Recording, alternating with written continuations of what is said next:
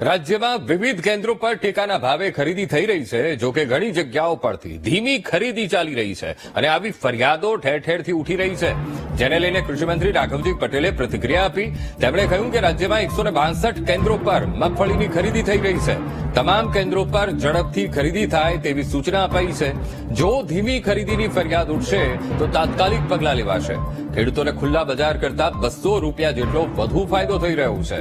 જો કે ધીમી ખરીદી અંગે હજુ સુધી ધીમી ખરીદીની કોઈ ફરિયાદ મળી ન હોવાનું પણ તેમણે કહ્યું હતું.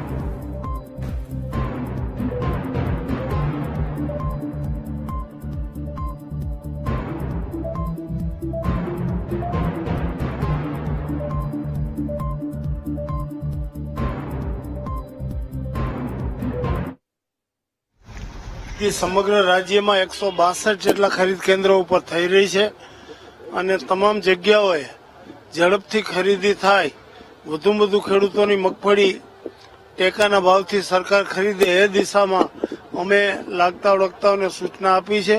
અને ક્યાંય જો ધીમી ખરીદીની ફરિયાદ હશે તો અમે તાબડતોબ ને ઝડપી ખરીદી થાય એના માટેની કાર્યવાહી કરશું. ખેડૂતોને ઓપન બજારમાં વધારે ભાવ મળે છે, ટેકાનો ભાવ શું છે અને ખાસ કરીને કયા ભાવે ખરીદી કરવામાં આવે છે?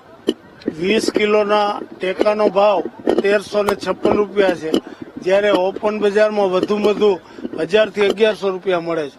એટલે 20 કિલો એ લગભગ 200 રૂપિયા જેટલો ફાયદો ખેડૂતોને સીધો ટેકાના ભાવથી થાય છે.